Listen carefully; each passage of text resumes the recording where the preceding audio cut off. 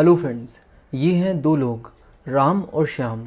राम की इनकम है 10,000 per month और श्याम की इनकम है 2 lakhs पर मंथ।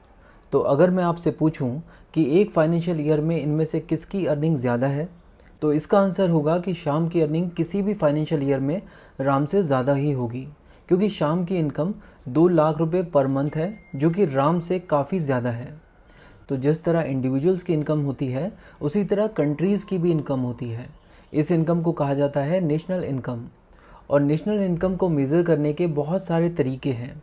इनमें से 4 तरीके हैं: जीडीपी, एनडीपी, जीएनपी और एनएनपी। इनकम को मेज़र करने के सभी तरीकों में जीडीपी को सबसे ज़्यादा स्टेबल तरीका माना गया है। ऐसा क्यों है, ये हम आगे की वीडियोज़ में समझेंगे, क्योंकि उससे पहले हमें ये समझना होगा कि जीडीपी, एनडीपी, जीएनपी और एनएनपी होते क्या हैं। जीडीपी का मतलब है ग्रॉस डोमेस्टिक प्रोडक्ट, एनडीपी है नेट डोमेस्टिक प्रोडक्ट, जीएनपी यानी ग्रॉस नेशनल प्रोडक्ट और एनएनपी का मतलब है नेट नेशनल प्रोडक्ट। इन सभी मेजर्स में जो एक चीज़ कॉमन है वो है प्रोडक्ट। तो चलिए सबसे पहले प्रोडक्ट को समझते हैं।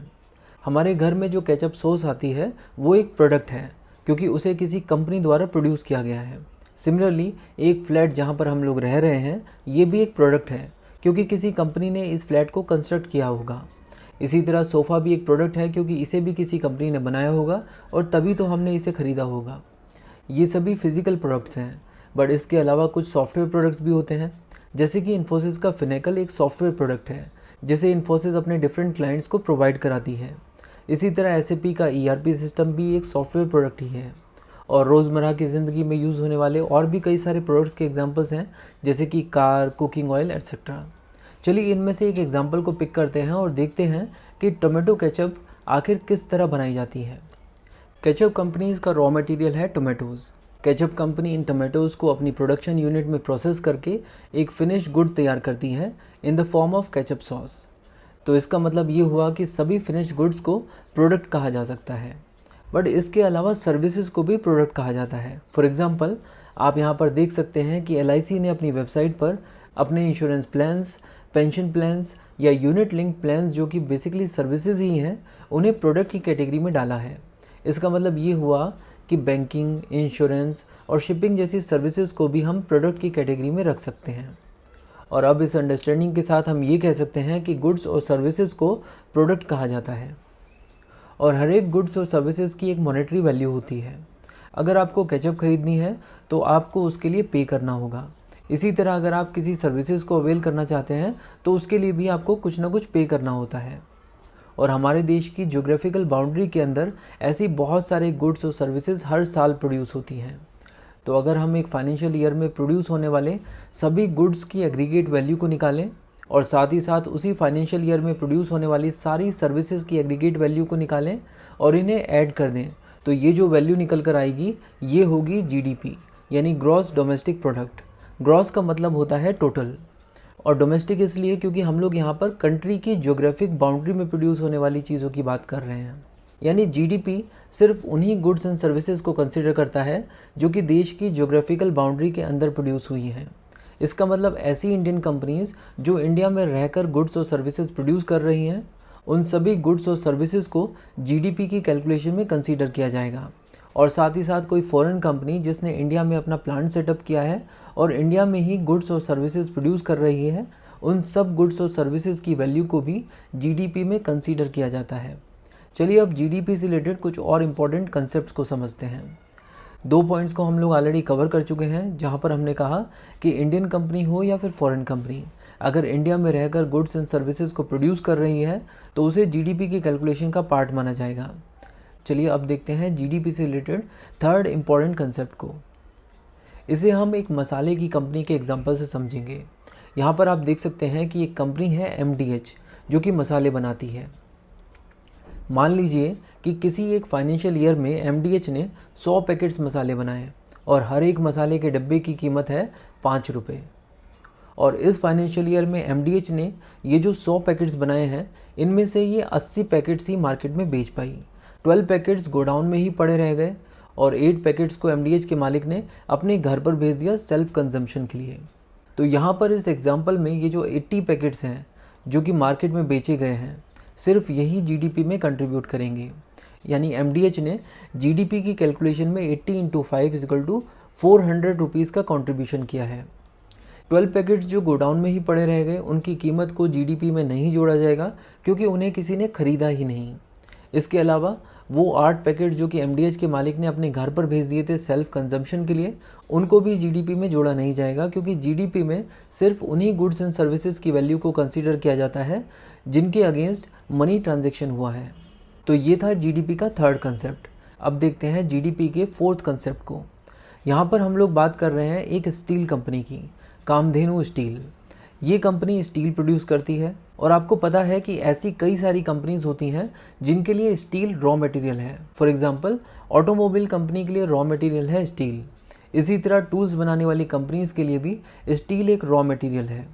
तो अगर हम लोग यहाँ पर कंसीडर करें कि ऑटोमोबाइल कंपनी ने इस फाइनेंशियल ईयर में टोटल 10 कार्स बेची हैं और टूल्स फैब्रिकेटर कंपनी ने टोटल 5 टूल्स बनाए हैं, तो इन फाइनल गुड्स की जो भी मार्केट वैल्यू है उसे जीडीपी कैलकुलेशन का पार्ट माना जाएगा। बट कामधेनु स्टील ने जो स्टील प्रोड्यूस की थी उसे जीडीपी की कैलकुलेशन में कंसीडर नहीं किया जाएगा क्योंकि स्टील एक इंटरमीडिएट गुड है जिसे बाकी प्रोडक्ट्स को बनाने के लिए एज इनपुट यूज़ किया जाता है। तो कंसेप्ट ये है कि हम सिर्फ फाइनल गुड्स की ही मार्केट वैल्यू को जीडीपी की कैलकुलेशन में कंसीडर करते हैं। और फाइनल गुड्स ऐसे गुड्स को कहा जाता है जिन गुड्स को यूज़ करके फर्दर वैल्यू एडिशन नहीं किया जा सकता। बट यहाँ पर समझने वाली बात यह है कि इंटरमीडिएट गुड्स को जीडीपी की कैलकुलेशन में क्यों कंसीडर नहीं करते। चलिए इसे डिटेल में समझते हैं। मान लीजिए कि कामधेनु स्टील ने एक फाइनेंशियल ईयर में 1 kg स्टील प्रोड्यूस किया है और एक टूल फैब्रिकेटर कंपनी ने इस पूरे के पूरे 1 kg स्टील को एज रॉ मटेरियल ख़रीदा है और उससे एक टूल बनाया है जो कि 1 kg का ही है। यानी जितनी भी स्टील खरीदी गई उससे एक ही टूल बना। मान के चलते हैं कि कामधेनु स्टील ने टूल फैब्रिकेटर कंपनी को ये 1 kg स्टील 5 रुपये में बेचा था। तो हम कह सकते हैं कि इस टूल फैब्रिकेटर कंपनी ने इस टूल को बनाने के लिए 5 रुपये इन्वेस्ट किए रॉ मटेरियल पर। तो इस टूल की कीमत तय करने के लिए सबसे पहले इस 5 रुपये को जोड़ा जाएगा। उसके ऊपर tool fabricator company labour cost, machinery की कॉस्ट, एडहॉक कॉस्ट, ट्रांसपोर्टेशन की कॉस्ट और अपना प्रॉफिट ऐड करेगी। एज्यूम करते हैं कि ये सारी कॉस्ट है 10 रुपीज़, जिसमें टूल फैब्रिकेटर कंपनी ने अपने प्रॉफिट को भी कंसीडर किया है। तो इस टूल की टोटल कॉस्ट हो गई 15 रुपये। यानी टूल फैब्रिकेटर कंपनी मार्केट में इस टूल को 15 रुपये में बेचेगी। तो हम देख सकते हैं कि स्टील की जो वैल्यू है उसे टूल फैब्रिकेटर कंपनी ने ऑलरेडी टूल के प्राइस में इंक्लूड कर लिया है। और ऐसा हर एक कंपनी करती है। जब भी वो एक इंटरमीडिएट गुड को ख़रीदती है तो ऑब्वियसली वो अपने रॉ मटेरियल को भी उसमें कंसीडर करती है। तो इसीलिए टूल की जो मार्केट वैल्यू है उसे जीडीपी में ऐड किया जाएगा। इंटरमीडिएट गुड्स की वैल्यू को जीडीपी में ऐड नहीं किया जाएगा क्योंकि अगर हम लोग जीडीपी में टूल की वैल्यू को भी ऐड करें और स्टील की वैल्यू को भी ऐड करें तो ये डबल काउंटिंग हो जाएगी जो कि जीडीपी की एक रॉन्ग वैल्यू देगा। तो ये है वो रीज़न जिसकी वजह से हम लोग फाइनल गुड्स को ही जीडीपी में ऐड करते हैं। चलिए अब देखते हैं जीडीपी से रिलेटेड एक और कंसेप्ट। मान लीजिए कि आपने अपना पुराना लैपटॉप OLX पर किसी को बेच दिया। ये लैपटॉप आपने 10,000 में ख़रीदा था और आपने इसे 5,000 में बेच दिया। तो ये जो ट्रांजैक्शन है इसका जीडीपी पर कोई असर होगा या नहीं? तो ये जो ट्रांजैक्शन है इसका जीडीपी पर कोई असर नहीं होगा क्योंकि यहाँ पर गुड्स और सर्विसेज प्रोड्यूस ही नहीं हुई। ये लैपटॉप जब आपने पहली बार ख़रीदा होगा उस साल के जीडीपी में इसकी कीमत ऐड हुई होगी। अभी आप इसे किसी भी कीमत पर बेच रहे हैं उसका जीडीपी से कोई लेना देना नहीं है क्योंकि जीडीपी ऐसे गुड्स और सर्विसेज के लिए कंसीडर किया जाता है जिन्हें इस फाइनेंशियल ईयर में प्रोड्यूस किया गया है, मैन्युफैक्चर किया गया है। अब चलिए एक बात बताइए, एक शॉपकीपर ने कंपनी से एक लैपटॉप 10,000 में ख़रीदा और आपको 15,000 में बेचा। क्या इस ट्रांजैक्शन का जीडीपी में कोई इम्पैक्ट होगा या नहीं? कमेंट बॉक्स में मुझे आपका जवाब चाहिए। आपको जो भी लगता है उससे रिलेटेड डिस्कशन कीजिए। इसी तरह हम लोग नॉलेज को डाइजेस्ट करते हैं जिसे कहा जाता है कंसोलिडेशन। मैं जल्दी ही नेक्स्ट वीडियो में आपको इसका आंसर भी दूंगा। तो अभी तक के इस वीडियो में आपको जीडीपी का एक बेसिक आइडिया लग चुका होगा। बट सोचने वाली बात यह है कि पूरे देश में प्रोड्यूस हुई हर एक चीज़ के डेटा को कैलकुलेट करने का काम कौन सी ऑर्गेनाइजेशन करती होगी? आंसर है CSO यानी सेंट्रल स्टैटिस्टिकल ऑफिस। ये ministry of planning and development के अंडर में आती है जिसको अभी नरेंद्र मोदी हेड करते हैं। हेलो फ्रेंड्स, पिछली वीडियो में मैंने आपसे पूछा था कि अगर एक शॉपकीपर 10,000 का एक लैपटॉप किसी कस्टमर को 15,000 में बेचता है तो इस ट्रांजैक्शन का जीडीपी पर क्या असर पड़ेगा। तो चलिए इसे समझने की कोशिश करते हैं। यहाँ पर ये जो लैपटॉप है, अगर ये इसी फाइनेंशियल ईयर में प्रोड्यूस किया गया है तो ऐसे में इसकी जो भी वैल्यू है वो जीडीपी में ऐड हो जाएगी एज 10,000। और क्योंकि शॉपकीपर आपको सर्विस प्रोवाइड करा रहा है, उसकी एक शॉप है जिसका वो रेंट देता है, वहाँ पर एसी चलता है, उसका बिल पे करता है, तो इन सारी चीज़ों को कंसीडर करते हुए शॉपकीपर ने लैपटॉप के प्राइस में 5,000 रुपीज़ ऐड कर दिए हैं। तो इसे भी जीडीपी की कैलकुलेशन में कंसीडर किया जाएगा। सिंप्लिसिटी ऑफ कैलकुलेशन के लिए हम अगर ये अज्यूम करें कि एक फाइनेंशियल ईयर में इंडिया में सिर्फ एक ही लैपटॉप प्रोड्यूस हुआ है और उस लैपटॉप को एक शॉप द्वारा बेचा गया है, जिसके लिए सर्विसेज की वैल्यू है 5,000, तो ऐसे में हमारे देश का जीडीपी होगा 15,000 रुपीज़। बट क्या आपने नोटिस किया कि हमने अपने इस एग्जाम्पल में कहीं पर भी टैक्स की बात नहीं की है। हमने टैक्स को कंसीडर ही नहीं किया, जो कि इम्प्रैक्टिकल सी बात है। तो चलिए यहाँ पर टैक्स ऐड करते हैं। मानकर चलते हैं कि हर एक ट्रांजेक्शन में 20% टैक्स लग रहा है, तो शॉपकीपर ने जब इस लैपटॉप को ख़रीदा होगा तो उसे 20% टैक्स के हिसाब से 2,000 टैक्स पे करना होगा।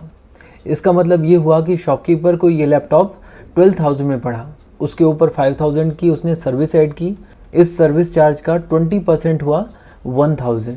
और क्योंकि आपको पता है कि मैन्युफैक्चरर से लेकर शॉपकीपर तक जितने भी इनडायरेक्ट टैक्स होते हैं वो सब कस्टमर्स को ही पे करने होते हैं, तो इसका मतलब ये हुआ कि कस्टमर के लिए लैपटॉप की जो टोटल कॉस्ट है वो 15,000 नहीं बल्कि 18,000 हो जाएगी।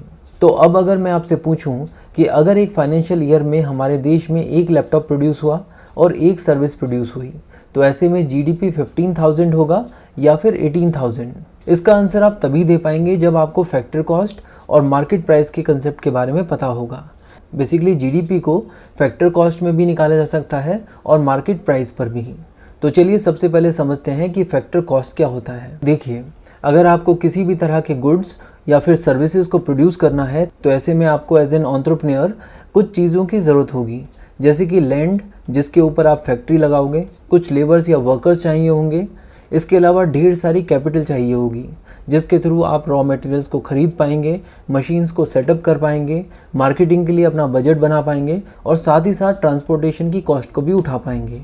बट क्योंकि सबके पास इतना कैपिटल नहीं होता, इसीलिए ये पैसा आप बैंक से ब्याज पर ले सकते हैं, यानी इंटरेस्ट पर ले सकते हैं। तो एज एन एंटरप्रेन्योर जब आप एक प्रोडक्ट को बनाते हैं तो आप उसके प्रॉफिट के बारे में भी सोचते हैं। जो लैंड आपने ली है उसके लिए आपको रेंट देना होता है, लेबर्स और वर्कर्स को वेजेस और सैलरीज देनी होती है। इसके अलावा बैंक से आपने जो पैसा उठाया है उसका इंटरेस्ट भी आपको भरना होता है और इन सभी चीज़ों की कॉस्ट होती है।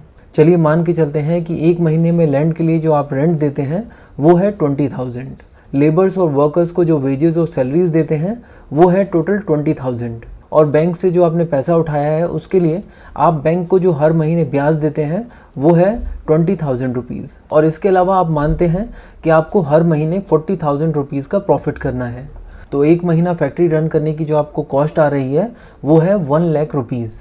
और मान के चलते हैं कि आप इस एक महीने में 10 लैपटॉप्स बनाते हैं, तो इसका मतलब ये हुआ कि आपके लिए एक लैपटॉप बनाने की जो कीमत है वो है 10,000 रुपये, और इसे ही फैक्टर कॉस्ट कहा जाता है क्योंकि प्रोडक्शन के जितने भी फैक्टर्स हैं उनको कंसीडर करने के बाद आपने इस कॉस्ट को निकाला है। तो लैपटॉप की फैक्टर कॉस्ट हुई 10,000 रुपीज़। इसी तरह शॉपकीपर की भी फैक्टर कॉस्ट निकाल सकते हैं, उसकी शॉप का रेंट, एसी या इलेक्ट्रिसिटी का किराया, मशीनों की मेंटेनेंस और वहाँ पर काम करने वाले वर्कर्स की सैलरीज, इन सब चीज़ों को निकालकर जो फैक्टर कॉस्ट बनती है वो है 5,000 रुपीज़। तो इसका मतलब ये हुआ कि हमारे एग्जाम्पल में जीडीपी एट फैक्टर कॉस्ट हुई 15,000 रुपीज़। और अगर अब बात करें मार्केट प्राइस की, तो मार्केट प्राइस होता है factor cost plus indirect taxes minus subsidies.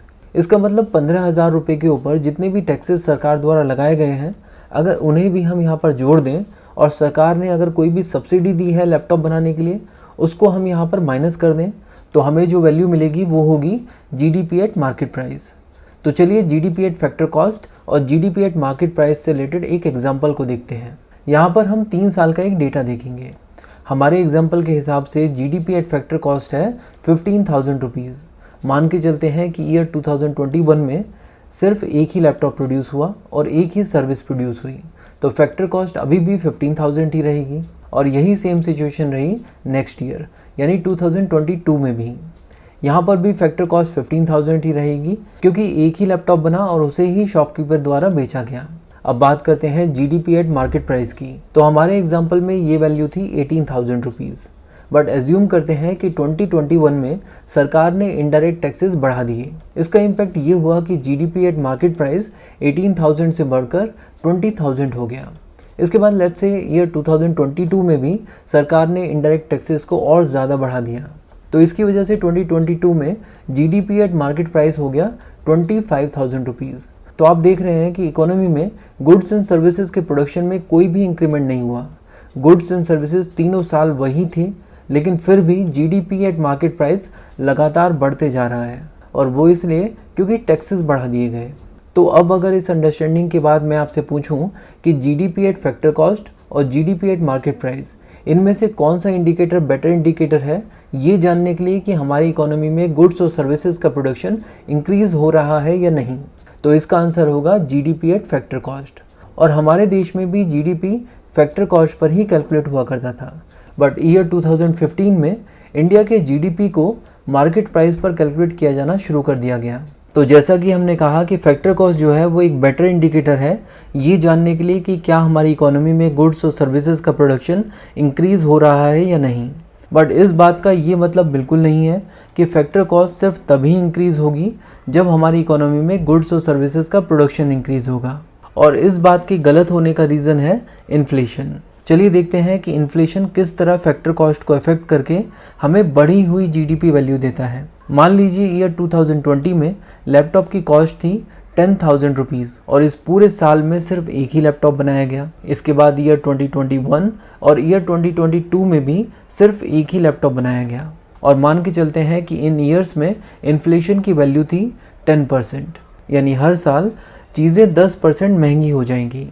तो इस हिसाब से ईयर 2021 में लैपटॉप की फैक्टर कॉस्ट हो जाएगी 11,000 रुपीज़ और ईयर 2022 में लैपटॉप की फैक्टर कॉस्ट हो जाएगी 12,100 रुपीज़।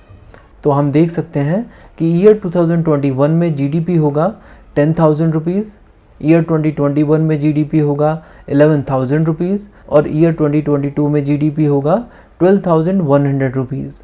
तो हमने इस एग्जाम्पल में देखा कि इन 3 सालों में हमारा जीडीपी हर साल बढ़ते जा रहा है, जबकि गुड्स और सर्विसेज में कोई भी इंक्रीमेंट नहीं हुआ। यानी ईयर 2021 में जो जीडीपी हमने देखा है वो एक इन्फ्लेटेड जीडीपी है। इसी तरह ईयर 2022 में जो जीडीपी की वैल्यू हमारे सामने आई है ये भी एक इन्फ्लेटेड जीडीपी ही है, यानी जीडीपी के अंदर इन्फ्लेशन ऑलरेडी एडिड है।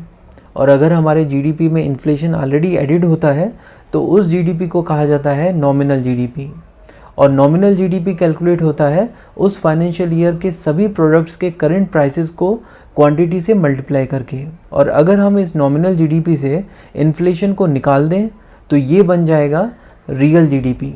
बट क्वेश्चन ये है कि ये इन्फ्लेशन निकाला कैसे जाता है, कैसे कैलकुलेट करते हैं ये रियल जीडीपी। तो इसे समझने के लिए हमें वापस से अपने एग्जाम्पल पर आना होगा। हम यहाँ पर देख सकते हैं कि फाइनेंशियल ईयर 2023 में, यानी ईयर 2022 से ईयर 2023 तक का जो पीरियड था उसमें लैपटॉप की फैक्टर कॉस्ट थी 12,100 रुपीज़। फाइनेंशियल ईयर 2022 में लैपटॉप की फैक्टर कॉस्ट थी 11,000 रुपीज़ और फाइनेंशियल ईयर 2021 में लैपटॉप की फैक्टर कॉस्ट थी 10,000 रुपीज़। तो अगर हम लोग फाइनेंशियल ईयर 2023 से इन्फ्लेशन को हटा दें तो हमें जो लैपटॉप की वैल्यू मिलेगी वो मिलेगी फाइनेंशियल ईयर 2022 की, यानी 11,000 रुपीज़। इसके बाद अगर हम लोग फाइनेंशियल ईयर 2021 से भी इन्फ्लेशन को हटा दें तो हमें लैपटॉप की वैल्यू मिलेगी 10,000 रुपीज़। तो अब क्वेश्चन ये है कि हमें कितने सालों का इन्फ्लेशन हटाना होगा ताकि हमें रियल जीडीपी मिल पाए। तो बात ये है कि हर एक इकोनॉमी में एक बेस ईयर होता है और हमें अपने जीडीपी से इन्फ्लेशन को उस बेस ईयर तक हटाना होता है। इंडिया के जीडीपी का जो बेस ईयर है वो है फाइनेंशियल ईयर 2012। तो अगर हम लोग फाइनेंशियल ईयर 2023 में हैं और हमने इस पर्टिकुलर फाइनेंशियल ईयर में प्रोड्यूस हुई हर एक गुड्स और सर्विसेज को उनके मार्केट प्राइस पर कैलकुलेट कर लिया है, तो इससे हमें जो वैल्यू मिलेगी वो होगी नॉमिनल जीडीपी। और क्योंकि हमारे एग्जाम्पल में तो सिर्फ एक लैपटॉप ही प्रोड्यूस हुआ है, तो इस पूरे फाइनेंशियल ईयर का जो नॉमिनल जीडीपी हुआ वो हो गया 12,100 रुपीज़। और अगर हम हमारे देश की रियल जीडीपी को कैलकुलेट करना चाहते हैं तो हमें इस नॉमिनल जीडीपी वैल्यू में से फाइनेंशियल ईयर 2012 से लेकर अब तक का पूरा इन्फ्लेशन हटाना होगा और ये इन्फ्लेशन हटाया जाता है जीडीपी डिफ्लेटर द्वारा। एग्जाम्पल से समझने के लिए मान लीजिए कि जीडीपी डिफ्लेटर की वैल्यू है 10, तो रियल जीडीपी को फाइंड आउट करने का जो फॉर्मूला है वो है real GDP is equal to nominal GDP divided by GDP deflator. तो ये हो गया 12,100 रुपीज़ डिवाइडेड बाय 10, तो वैल्यू निकल कर आई 1210 रुपीज़। इसका मतलब रियल जीडीपी हुआ 1210। तो आपने देखा कि किस तरह जीडीपी डिफ्लेटर नॉमिनल जीडीपी की हवा निकाल देता है। तो अब तक के इस पूरे डिस्कशन में हम ये समझ पाए हैं कि जीडीपी दो तरह की होती है, रियल जीडीपी और नॉमिनल जीडीपी। रियल जीडीपी को हम लोग जीडीपी एट कांस्टेंट प्राइसेस भी कहते हैं, क्योंकि हम यहाँ पर इन्फ्लेशन को हटा देते हैं, यानी प्राइसेस को कांस्टेंट कर देते हैं। और हमने ये भी पढ़ा कि नॉमिनल जीडीपी को फैक्टर कॉस्ट पर भी निकाला जा सकता है और मार्केट प्राइस पर भी। इसी तरह रियल जीडीपी को भी फैक्टर कॉस्ट पर भी निकाला जा सकता है और मार्केट प्राइस पर भी। तो इसका मतलब ये हुआ कि जीडीपी को 4 तरीक़ों से कैलकुलेट किया जा सकता है और इन सभी तरीक़ों में से हमारे देश में जीडीपी को कैलकुलेट किया जाता है nominal GDP at market price पर। मार्केट प्राइस पर क्यों कैलकुलेट किया जाता है ये तो हम इसी वीडियो में ऑलरेडी देख चुके हैं।